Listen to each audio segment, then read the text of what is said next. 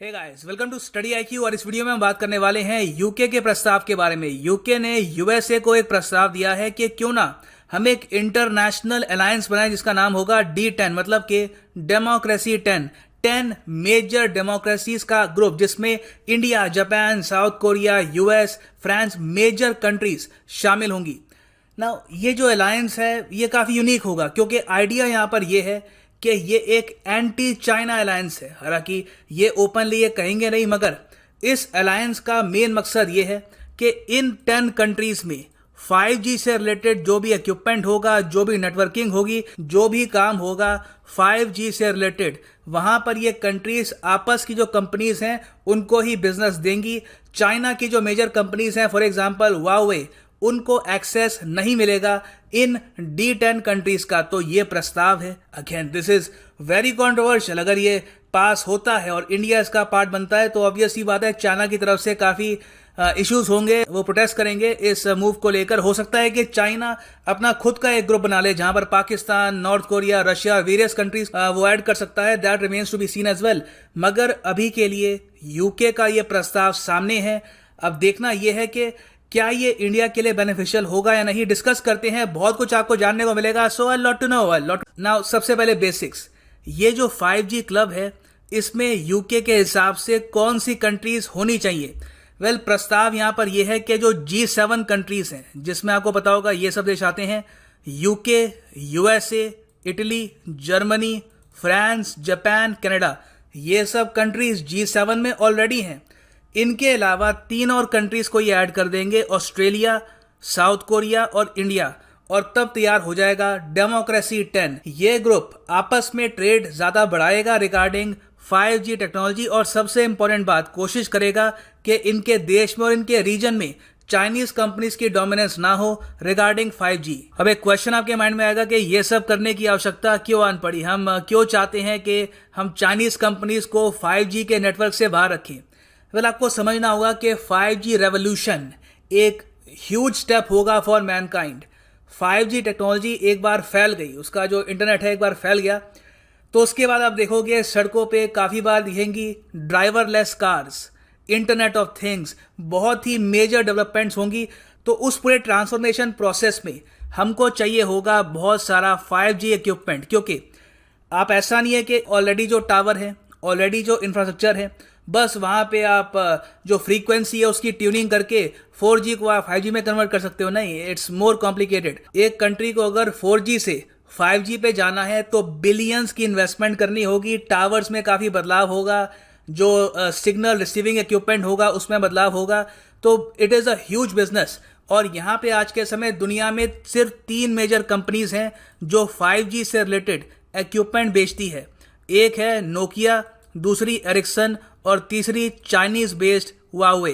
अब इशू ये है कि नोकिया और एरिक्सन का जो इक्विपमेंट है वो महंगा होता है। क्यों महंगा होता है? क्योंकि वो यूरोपियन स्टैंडर्ड्स के हिसाब से बनता है। उसके अलावा ज़्यादातर जो इनका इक्विपमेंट है वो बनता है यूरोप में है या फिर बाकी कंट्रीज में बनता है, जहां पर लेबर कॉस्ट भी ज़्यादा होती है, जिसकी वजह से इनका इक्विपमेंट हुआवे से काफ़ी जगह 30 से लेकर 40% तक महंगा है। जो हुआवे का इक्विपमेंट है माना जाता है कि काफ़ी कॉस्ट इफेक्टिव है और सस्ता भी है। सो बहुत सी कंट्रीज क्या करती हैं, काफ़ी बार नोकिया या फिर एरिक्सन का इक्विपमेंट नहीं खरीदती, वो सीधा हुआवे का इक्विपमेंट खरीदती है। अब इसमें यूएसए को प्रॉब्लम ये है कि हुआवे यूएस इंटेलिजेंस के हिसाब से एक स्पाइंग प्रोग्राम चला रहा है। हुआवे अपने इक्विपमेंट से दुनिया भर की कंट्रीज में स्पाइंग कर रहा है, जो गलत है। ठीक है, इसी वजह से यूएस ने अपने देश में हुआवे को बैन कर रखा है टिल मई 2021, और मोस्ट प्रॉब्ली इस बैन को ये एक्सटेंड करते रहेंगे। तो यहाँ पे आप देख सकते हैं बिजनेस इनसाइडर का आर्टिकल है। यूएस ये कह रहा है कि हुआवे स्पाइंग करता है और इनका जो सारा इक्विपमेंट है ये चाइनीज गवर्नमेंट को डेटा प्रोवाइड करने के लिए काफी बेनिफिशियल होगा। तो इसलिए ये यूएस में नहीं चाहते कि कोई भी 5G इक्विपमेंट हुआवे का बना हुआ हो। तो इसलिए यूएसए ने India, Japan, Australia, various countries को लिटरली ये वार्निंग दी कि हमारी कंपनीज, मतलब कि अमेरिकन कंपनीज, आपके देश में बिजनेस नहीं करेंगी अगर वहां पर हुआवे की प्रेजेंस होगी। ये इनकी धमकी थी। अब बाद में इसको फॉलो प्रॉपर्ली किया नहीं गया, मगर यूएसए ने सबको ये वार्निंग दी कि हुआवे स्पाइंग कर रहा है तो इनको अपनी कंट्री में एंट्री मत देना। मगर इंडिया ने यूएसए के खिलाफ जाते हुए रिसेंट जो 5G ट्रायल्स थे वहां पर हुआवे को एंट्री दी और चाइना ने इंडिया की प्रशंसा करी कि इंडिया ने यहाँ पर बहुत ही अच्छा निर्णय लिया है। ना इंडिया ने यह निर्णय क्यों लिया? क्योंकि हमारे यहाँ देखिए प्रॉब्लम यह है कि हमारी नीतियाँ इतनी खराब रही है रिगार्डिंग आर टेलीकॉम सेक्टर कि आज के समय हम ऑलमोस्ट मजबूर हैं कि हमको हुआवे को एंट्री देनी ही पड़ रही है। क्योंकि आपको समझाता हूँ, इंडिया में जो हमारे यहाँ टेलीकॉम कंपनीज हैं, प्राइमरली 3 मेजर कंपनीज हैं, भारती एयरटेल, रिलायंस का जियो और फिर वोडाफोन आइडिया। इसमें से जो 2 कंपनीज हैं इन पर सरकार ने बोझ डाल दिया है AGR का। आपने इसके बारे में सुना होगा, इस पर काफ़ी वीडियोस भी आ चुकी हैं।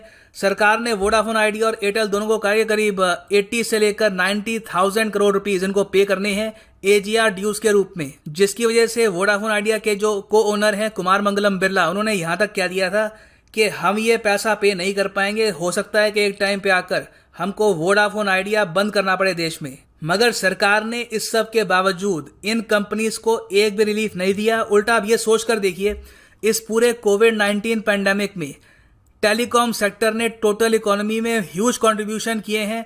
जो हमारा फॉर्मल सेक्टर है वहाँ पे 35% का कंट्रीब्यूशन था टेलीकॉम सेक्टर का। मगर तब भी आज के समय टेलीकॉम कंपनीज बहुत ही ज़्यादा ड्यूज के अंडर है, इनके पास कैश नहीं है। ये चाह कर भी एक्सपेंसिव इक्विपमेंट एरिक्सन या फिर नोकिया का खरीद नहीं सकती। अगर इंडिया में 5G आएगा तो ये कंपनीज मोस्ट प्रॉब्ली हुआवे का सस्ता इक्विपमेंट ही प्रेफर करेंगी, क्योंकि भारत सरकार ने इन पर इतने ड्यूज डाल दिए हैं कि ये अफोर्ड ही नहीं कर सकती महंगा इक्विपमेंट। और यही रीज़न है कि इंडिया में एक्चुअली 5G काफ़ी लेट आएगा। इंडिया में 2020 के आसपास 5G आ जाना चाहिए था, मगर हमारी टेलीकॉम कंपनीज ने यह कहा है कि अभी जो 2020 में ऑक्शन होगा और 5G स्पेक्ट्रम, आपको पता होगा जो ये स्पेक्ट्रम है सरकार बेचती है, 4G स्पेक्ट्रम, 3G स्पेक्ट्रम, तो जो 5G स्पेक्ट्रम का ऑप्शन होगा उसमें पार्टिसिपेट भी नहीं करेंगी, क्योंकि वो कहेंगी हमारे पास पैसा नहीं है। तो इंडिया में देखो, अगर पहली बात तो हम चाहते हैं कि हमारे देश में 5G आए, टाइम से आए और हम हुआवे पर डिपेंडेंट ना हो, तो सबसे पहली बात तो सरकार को जागना होगा और जो हमारा टेलीकॉम सेक्टर है उनको कुछ रिलीफ प्रोवाइड करना होगा। दूसरा काम हम ये कर सकते हैं कि हमारे देश में हम खुद 5G जो इक्विपमेंट है ये मैन्युफैक्चर कर सकते हैं। ऑफ कोर्स ये किसी कंट्री के सहायता से ही होगा। कुछ हम मिलकर कोलैबोरेशन कर सकते हैं फ्रांस के साथ या फिर कोई किसी और कंट्री के साथ, जिसमें हम इंडिया में ये 5G इक्विपमेंट बना सकते हैं। इसमें इंडिया में भी हमको लेबर लॉज का रिफॉर्म लाना होगा, प्रॉपर रिफॉर्म, और ज़मीन सस्ती प्रोवाइड करनी होगी। बहुत से काम करने होंगे तो ही जाकर इंडिया इस मुश्किल स्थिति का फ़ायदा भी उठा सकता है। बिल्कुल, it is very much possible. अगर सरकार फाइनली नींद से जागती है और इस इशू को लेकर कुछ काम करती है तो बिल्कुल ये जो पूरा सिनेरियो बन रहा है, ये जो D10 कंट्रीज बन रही हैं, इसमें इंडिया लार्जेस्ट सप्लायर बन सकता है of 5G equipment. But again अभी देखना होगा कि इंडिया समेत जो बाकी सब कंट्रीज हैं क्या इस ग्रुप को ज्वाइन करती हैं, और अगर करती भी है तो चाइना की तरफ से इसको लेकर क्या स्टेटमेंट आएगी। So this is right now the end of this video. Thanks for listening and as always God bless you all.